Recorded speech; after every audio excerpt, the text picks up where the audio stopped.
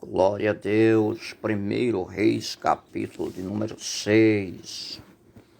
Edificação do templo. Diz aqui que começou no ano 480, depois do Êxodo, no quarto ano do reinado de Salomão. Há pelo menos duas possibilidades. A primeira, 1440 a.C., e a segunda é 1250 até 1225 a.C., ou 2 séculos mais tarde. A primeira possibilidade, ela concorda com Gênesis 15 e 13, e também com Êxodo, capítulo de número 12, versículo 40 e 41, fala que os escravos israelitas, eles edificaram uma cidade no Egito chamada Ramsés. Êxodo, capítulo de número 1, versículo 11. Mas a segunda possibilidade diz que foi 300 anos depois da saída do Egito, que teria base em Juízes, capítulo 11, versículo 26. Russell Shedd foi PhD. Ele diz aqui que Salomão subiu ao trono em 971 a.C.,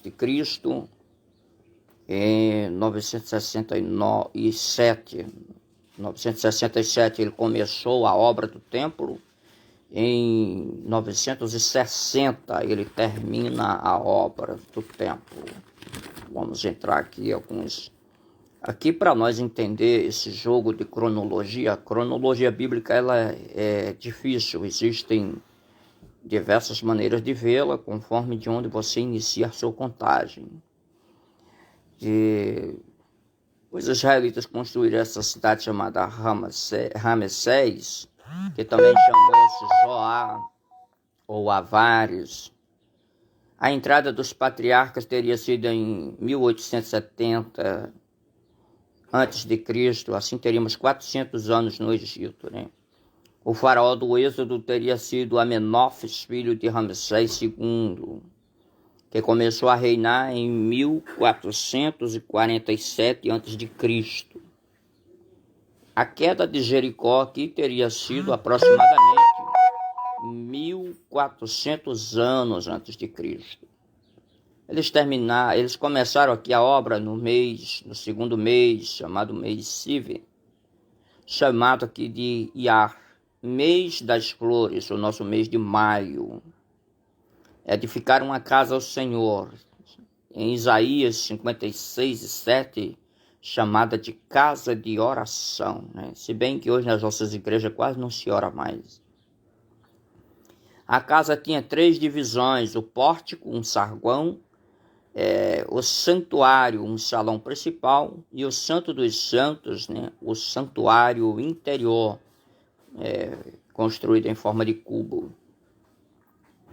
Nós teríamos aqui dois tipos de côvado para medir o tempo. Teria o côvado de 46 e o côvado de 45 centímetros. O comprimento seria 27,60 ou 27 metros, conforme o côvado. A largura seria de 9,20 ou 9 metros. A altura de 13,80 ou 13,50. As medidas não contam aqui com as câmaras laterais. O pórtico tinha 20 côvados,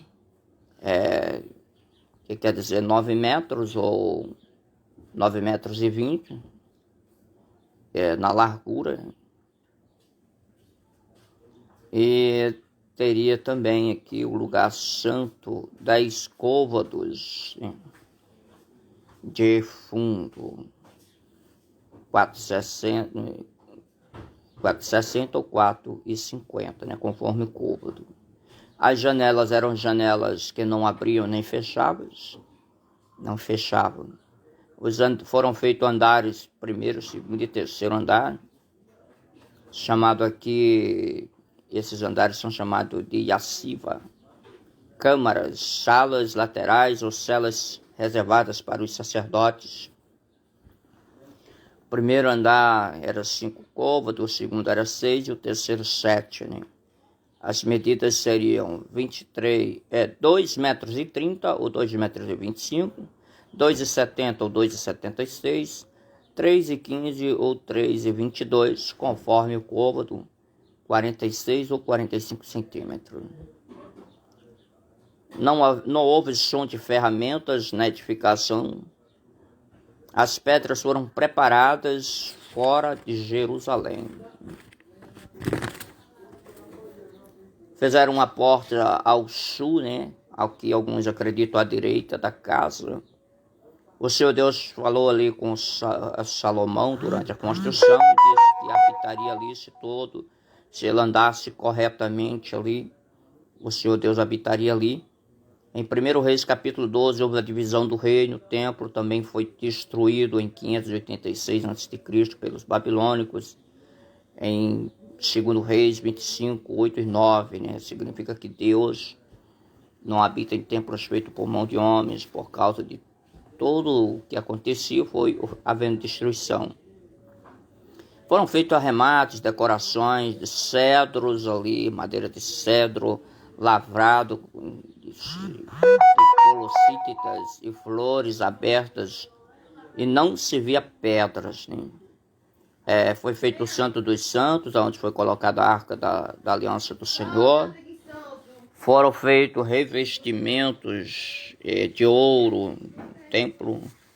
Foram feitos 2 querubins. Né? A obra levou 7 anos para ser concluída.